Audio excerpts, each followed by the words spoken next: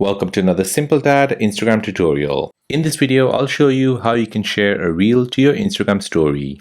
If you're new here, please subscribe to see more videos like this and don't forget to like this video. Okay, so if you're scrolling through Instagram Reels and you want to share an Instagram Reel to your Instagram story, then let me show you how to do this.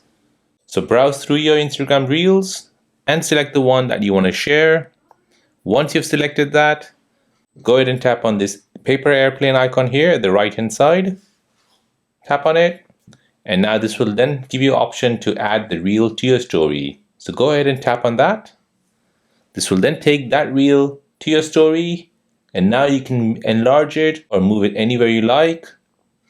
You can even add your text, stickers, or any lines you like. You can even change the color background. And once you're happy, go ahead and tap on this right arrow. Then select your story and then tap on share. This will then share the reels to your Instagram story. So that is how to share Instagram Reels on your Instagram story. If this video is helpful, then please subscribe to see more videos like this.